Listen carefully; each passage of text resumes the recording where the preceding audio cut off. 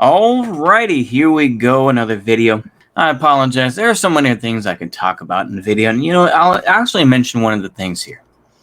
I saw that the Pfizer vaccine was approved by the FDA, and now suddenly it was like, get your shot, get your shot, get your shot. Now, of course, my bias is, of course, the fact that I've had both my shots, and I'll probably eventually give in and get the booster shot because I'm a wuss. But I think about this whole deeper idea of I'm going to go ahead and shift to Afghanistan and the fallout from it and all the guilt that people do feel. And I will agree with Bo the Fifth Column in a video that he made, I think, yesterday about this issue. And he was basically saying is that, well, it was going to turn out this way anyway. And I'm very careful to take anything from him seriously because I feel like he knows that Joe Biden is full of crap and that he's not really changing anything. But I think that he wants to keep his shit-lib audience happy. He wants to keep his shit-lib boomer Democrat audience happy. Because if you look at the comments, it is mostly boomer libs who watch his stuff. Even if his real genuine lefty followers, which are the minority, don't really care for the fact that he praised Solzhenitsyn. Also, of course, they attempted to paint him as a bad guy for, bringing migrants into the country that were working for bupkis, this and that, and basically working slave wages. So, he sounds more and more like a Fed to me, but the point is this, that he was saying that the folks that are in Afghanistan right now, the Americans that are there, the civilians, some are working for the government, they're federal government employees who were sent there. Others are NGOs, this and that, and they want to sacrifice their lives. He didn't say that specifically, but that's the way I'm going to see it. So I'm being somewhat bad faith here, but he said basically is that they would give up their lives so that soldiers would be the last ones. If Trump was in office, the soldiers would have been the first ones and abandoned everybody. The thing is, that's very bad faith in and of itself. You don't know exactly what would have happened. I'm not even going to sit here and give Trump the, I think it's very bad faith to do that. Like I said, I think that I've said it before and I'll say it again about people like Bo the Fifth Column. I think that he's an actor. I think he's a very good actor. At the end of that particular video, if I'm thinking it right, is he almost made it sound like he was going to cry, like, oh, well, we have this immense guilt and whatnot. And of course, he was wearing this shirt, if we allow refugees, we'll send our racists out there. It's just like, I guess nobody else in the world is racist other than white Americans, I guess. It's a funny thing to me. It's a funny thing because that doesn't really work that way. But I thought about the idea of martyrdom in the modern day. It took me 4 minutes to get to that point. I don't care. I'll get to the chase. Martyrdom, as we know it today, is it really still a thing? Because, of course, like I say, Justin King wanted to give the alliteration, I should say, that folks are going out there, or they're stranded in Afghanistan, or they're stuck in Kabul, or whatever the case may be, and they are sacrificing their lives for a greater good. And to me, I've always thought that was nonsense. Particularly in this case, I think it's nonsense to be like, oh yeah, well they're sacrificing their lives for the greater good of, And I think to myself, apart from the Catholics, which obviously the word martyrdom, I would imagine, or the word martyr itself, has kind of, like I said, that was a word that was arguably taken by Catholics, whether it's Joan of Arc, whether it's the numerous people who have been made saints, including the Polish Catholic priest who took the place of a Jewish person in a concentration camp, and they went on a hunger strike and basically they gave him like cyanide or something like that to kill him. The Nazis did, and he died. And then, of course, people will sneer him and say, but he was anti-Semitic, though, and they preached a lot of anti-Freemason stuff. It's just like, and because of that, we're better than they are because, Catholics are still bad. It's just, I don't know. I'm getting off topic. The point is, does martyrdom exist the same way as it did back then? And I think it does, but I think that people are still people at the end of the day. They wish that they could run away. They wish they could live a happier life. But sometimes it's one of those things where it's like, this is the path that they've chosen, and they feel that they can't get out. And some of them do feel a genuine faith towards what they do. I take it all with a grain of salt, though. Because there are going to be martyrs who feel that this is the greatest system in the world, but what is in the United States right now, it's like, yeah. I'm not going to sit here and say, oh, everything about the United States is great and grand. No, but it's comfortable. It's comfortable. It's something that, obviously millions of people in the world want to come here so that they can benefit from it. The thing is, though, is it really sustainable? That's a real question, isn't it? More to the point, though, is when things get bad, will folks who come to this country who simply wanted to, live better lives, will they help try to rebuild what is left when things get, break apart? That's the real question that a lot of, folks ask, right? Do multicultural societies, I know people, multi-cult here, whichever thing, do these societies have a common structure? Or are there going to be some folks who are going to say, fuck that, we're gonna create our own thing over here? And that's a real question, isn't it? They will paint, white Americans in general as traitors to America. But when it comes to, immigrants, will all the immigrants feel a loyalty to this country, or will they feel a loyalty to something else? I know people are going to say, oh, you're playing with racist rhetoric and whatnot. I'm just saying, this is the question, right? And this is, like I said, before I say what I'm going to say, I don't preach violence on anybody and everything else. Obviously, a disclaimer. Don't do that. But I'm just going to say is, be mindful of where people's loyalties lie.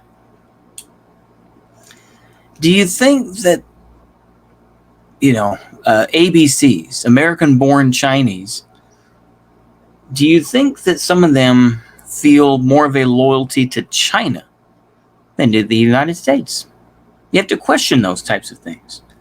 That doesn't mean it's a racist thing. I'm just saying is that they still feel a loyalty to it because Chinese diaspora is very strong. This is the same thing people would say about Jewish Americans, right? Or the hyphenated Americans, right? Obviously, when I've said this before in previous video, but I'll say it here as well. We see what occurred with the collapse of the condos in Miami, right? IDF comes in. Barely anything's been found out, but IDF is right there.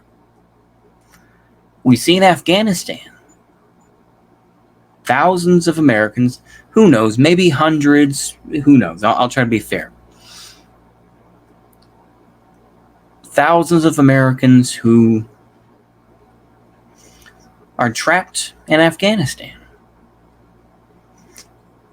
They say, we don't have the resources to do that, or, the buck stops with me. all this sorts of thing. A lot, like I say, a lot of this is being whitewashed. Well, Trump got this organized, but it's good that we got out of the war. It's sad what happened. It's a very complicated sort of, very wishy-washy sort of rhetoric that is being pushed right now. It's like, well, it's good that we got out of it, but, it wouldn't have turned out any better if it was under Trump. Like I said, this is what people like Justin King have said.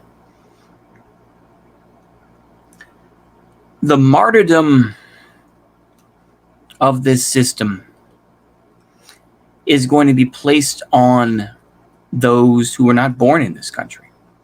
Much the same way as, arguably, with the fall of Nazi Germany, more of the martyrdom that occurred, the folks that were really fighting at the end of it, weren't German.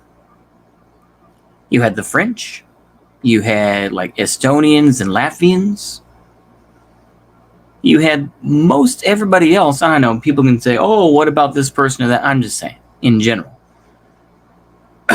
You can talk about, Bilgada, Fila, Monka, and all these other folks.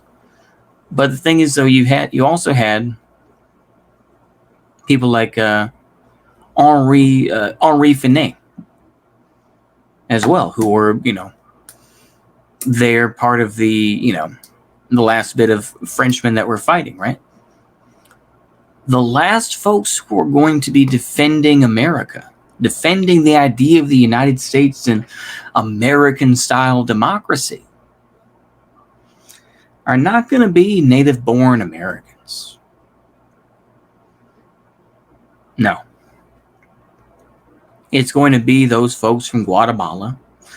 It is going to be those folks from possibly Vietnam or even Afghanistan or India or wherever else. They are going to be the last defenders of American democracy because they still have some sort of benefit.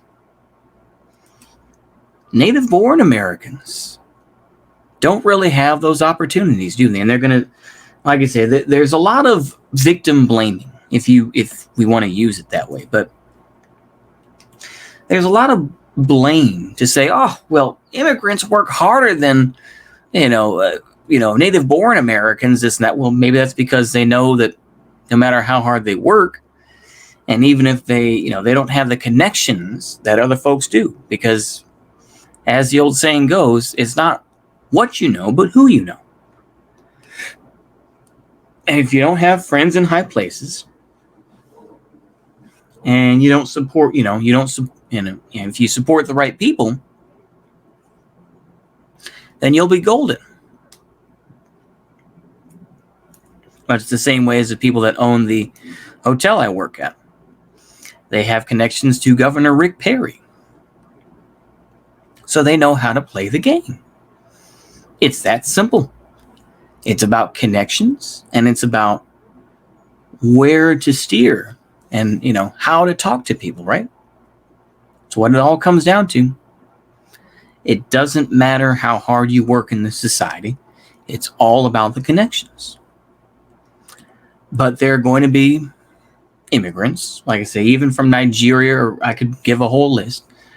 These are going to be the last folks who are going to defend American-style democracy. We've already seen this. The MAGA-pedes, I think that there are a significant proportion of MAGA-pedes who have given up on American democracy because of the 2020 election. They've given up. Like I said, there is a call right now. Once again, you see the cowardice of people like Justin King, who are like, there's upwards of 20% of the population of the United States that does not believe, that do not want to get vaccinated. And, we're not worried about them. They're already a lost cause. He says, but we need to stop the mandates and all this sort of thing, because he knows that there are, at least he has enough brains. I'll tell you this. This is a rare moment where his pragmatism shows, where he realizes that, this system is going to create people that have nothing left to lose. And if you continue to have, this sort of, we're going to dox people, we're going to get people fired from their jobs, this and that. the sort of Antifa coward tactics that have existed for the past couple of years, which is the majority of it. It's not the LARPing black bloc stuff. It's more of, let's go ahead and find people who show their faces on Facebook and who are members of, Proud Boys or Patriot Front or whatnot. And if they show their faces and, and we can find their connections, we're going to take them down. We're going to do the government's work for them, even though we're not going to say that and, whatever, right? But the more people that you disenfranchise, regardless of white, black, Latino, Mexican, Honduran, Guatemalan, El Salvadoran, etc., Nigerian, whichever, you're going to have folks that are going to realize that this system doesn't care. You're just another body. Like I said, this is the big split that is going on right now, right? The split between reforming the system and then eventually we'll get socialism without firing a shot sort of thing. And the folks were just like, yeah, revolution. Now, of course, the revolution folks go into basically, Mo Wignat sort of let's burn everything down. Who cares about all the white people as long as we have based Aryans, at least in their eyes. And of course, then they'll make excuses for why is this degenerate who likes porn? Why is he in there? They'll be like, well, he did that, but he gave a lot of money or, I don't know. He was a tough fighter or something. Who knows, right?